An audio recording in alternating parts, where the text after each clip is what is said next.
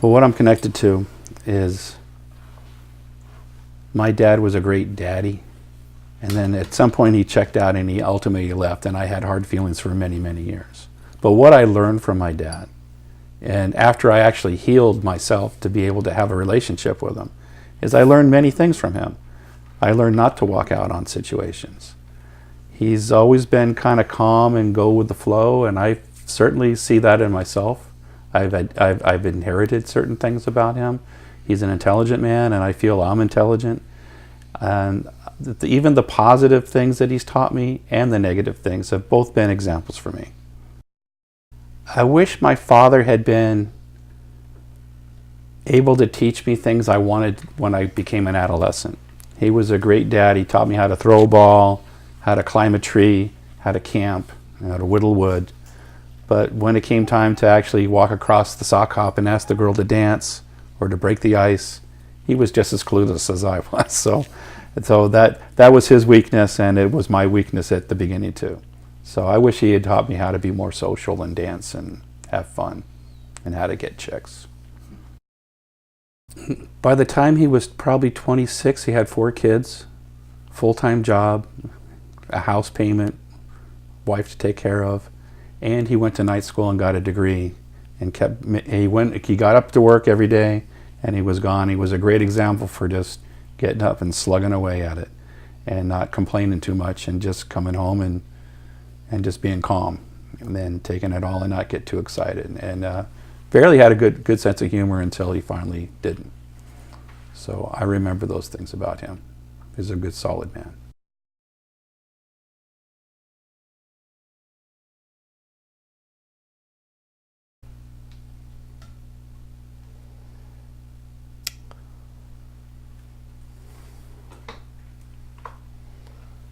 I remember the time my father and I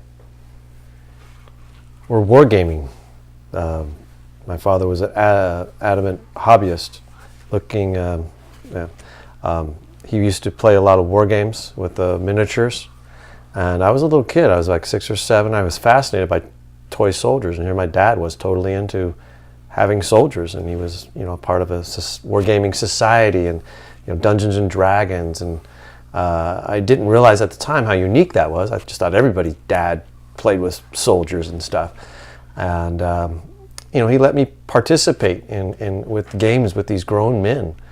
This is back in the 70s, and Dungeons and Dragons had just come out, and we're setting up these 3-dimensional dungeons and having role playing, and there's people laughing and doing the whole Dungeon and Dragon activity. And I just remember that seemed to be a time when I really felt like my father and I connected. It was certainly not anything my mom was interested in, and my sister was too young. And I think my dad was really liked introducing me to this world of make-believe, but at the same time had this historical content to it. And I was like one of the few kids that was there, and I look back fondly. And now I've collected a lot of my own soldiers, and I do this with my own son since he's been growing up. And it was a healing for me with my father, since in the way that things ended with my father and I were tragic. Going for full circle now with my own son, getting an opportunity to do this was satisfying and healthy for me to remember my father. This I can answer in 2 ways. On the surface, I wish my father had taught me how to use power tools. I mean, this is a man who built a barn, he built a pool deck, built an adobe wall.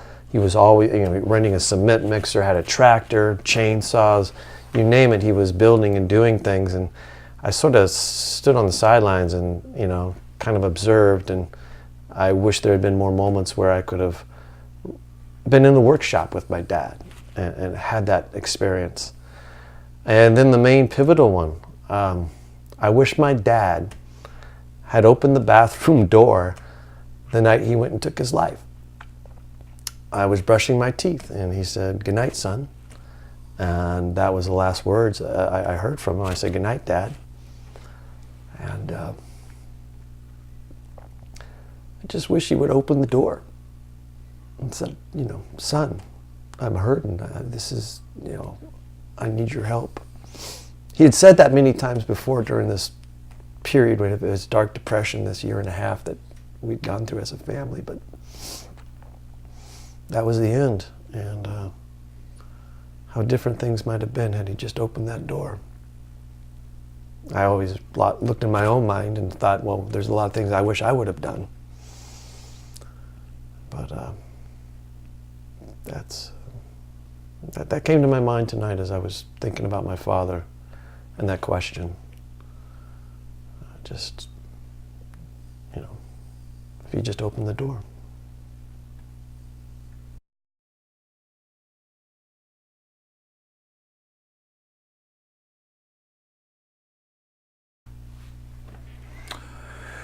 I remember a time when my father and I sat in my house in Mar Vista. I was 24 years old. I'd just gotten sober, was doing therapy, and I invited him over, and we sat and had a conversation on my couch in my living room. And part of the conversation was a mini fourth step, fifth step, where I shared with him my past.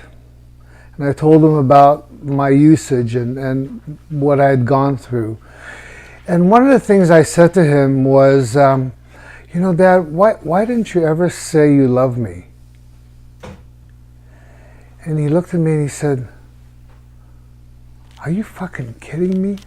Sorry, I didn't mean to cuss. But, and he got up and he said, you know, I took care of you. I put food on the table. I gave you money. I helped you with your house. I did everything for you. You know, my life was about you.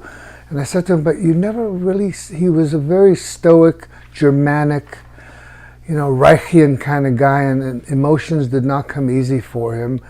And I said, you never said you loved me. And he just got very pissed off and stormed out of the house. So a couple days went by, and let things kind of chill out. And one evening I called the house and I spoke to my mom and I said, how's it going? And I said, how's Dad? And she goes, he's good. He's sitting over here. I said, could you put him on? So he gets on the phone and we have a conversation, and it's kind of a normal thing about business and things like that. And at the end of the conversation, he says to me, David, I just want to tell you, I love you. And that was the first time in my life he said that. And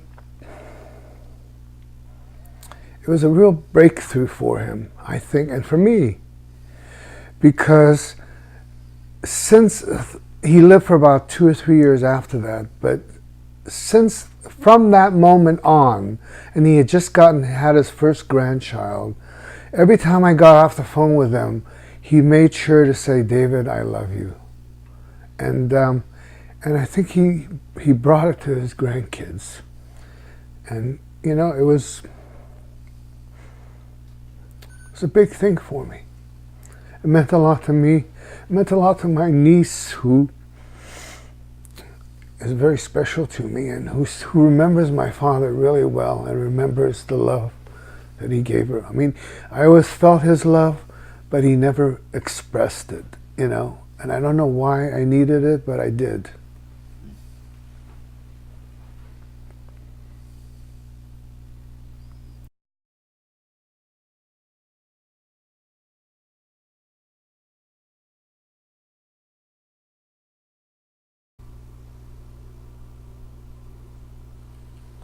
Remember the time when my father and I delivered newspapers together. He worked the midnight shift, so Sunday mornings he would pick up my papers for my customers, pack them in the trunk of his car, bring them home. This way I wouldn't have to get on my bike and ride my bike all the way up to the paper station and put them in my newspaper sack and bring them back home and fold them at home. He would have them in the trunk already, and he would open this trunk. This was usually Sunday mornings he did this, and we'd fold the papers together. Then he would drive me to my route, and we would actually deliver the papers together. He would help me. And what was special about that, after we were done, we would usually go have breakfast together, just him and I. And having 4 other siblings, it was, it was special for me because my dad was a busy man, and with having 4 other kids, it's a special moment for me that I cherish, really. So I wish my father had showed me some emotion, hugged me, told me that he loved me, but he wasn't that man, and I never experienced that with him, and I feel a loss because of that at times. But it helped me, by experiencing that with him, it helped me with my kids to make sure that I always showed them love and gave them hugs and told them how much I love them. So even though I experienced maybe a negative, it turned out for a positive in the long run. So I'm grateful for my dad in that respect. It's kind of a reverse play on that, but it worked out. So yeah. Thank you.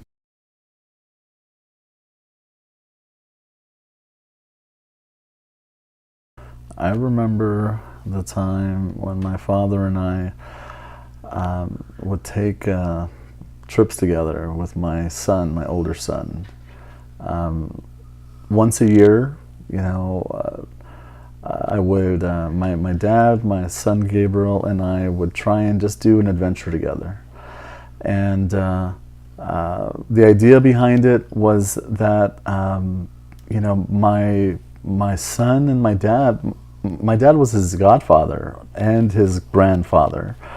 And I just wanted there to be a very special relationship. And so the first year what we did was we rented a cabin together up by a Boy Scout camp up in Gorman. They did the first Legacy Discovery there. And there was a house that was for rent up there that we went up to, and we just had a magical time. The 3 generations, as he would call it. And that started us on doing this on a yearly basis. I think my favorite trip was when we went up to Mammoth, Convict Lake, Yosemite, and then San Francisco, and just got to know my dad in a playful way. I wasn't the kid anymore. Got to see my dad, swimming and being with my son, and just trying to connect to that younger generation, and it was beautiful to watch, and especially watching my son look up to my dad. I think that I'm going to say this, but I'm sure all my dad's sons would say this, that my son has the best relationship with him. But that's the kind of dad he is. That's the kind of grandfather he is. He makes everyone feel like they're his favorite. So I know secretly I'm his favorite, and I'm sure my siblings would say the same. So I'm very connected to how my dad, myself, and my younger boy would take trips together, and it was really beautiful.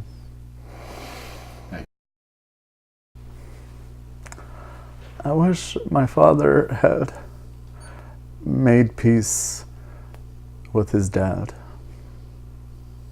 When I made peace with my dad, because we all have beefs with our dad at some point in our life, right? When I made peace with my dad, it changed my life. I grew up, started on the right track, and I became the dad that I am today. But my dad didn't get an opportunity to do that because he left his hometown to come to the United States, and he did so in a way that was dishonorable and shaming towards my grandfather. And when my dad came back home, he had passed away. He never got to make peace. And so I think my dad still carries that with him. He carries a little bit of shame with him because he feels maybe he was responsible for my grandfather's death, even though it was alcoholism that killed him.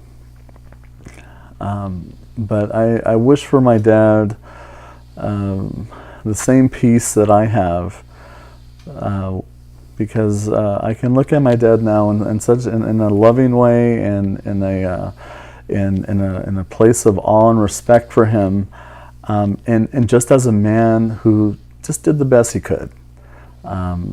He's my dad, and he's the most important man in my life, and I wish for him that same peace.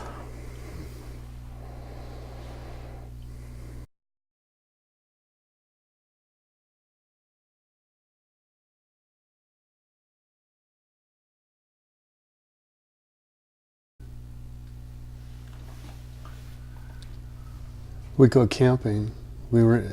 He signed me up for a group called Indian Guides, and we would go camping with a bunch of other fathers and sons. And I just remember running around with the kids in the fields and seeing something moving.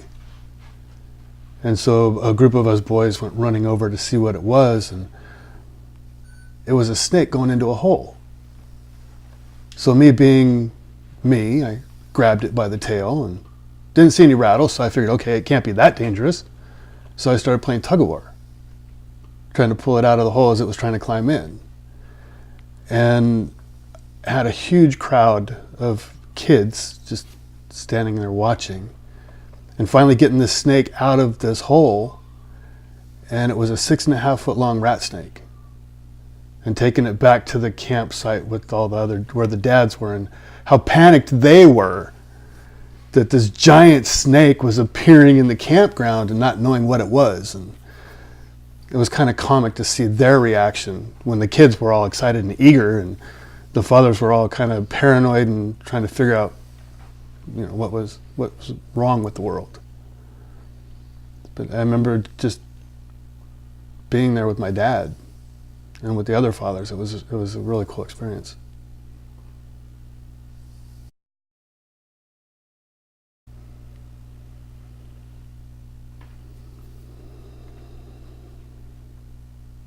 Taught me to be a man.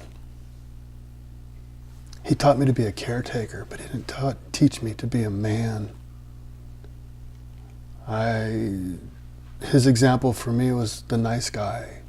He was always the nice guy.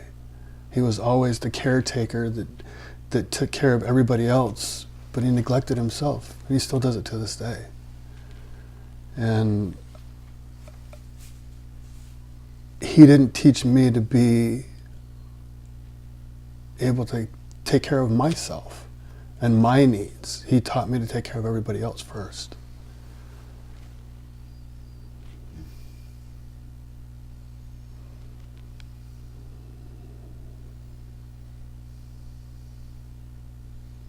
But life is a learning curve, you know? So maybe I can teach him how to take care of himself now that I'm learning how to take care of myself.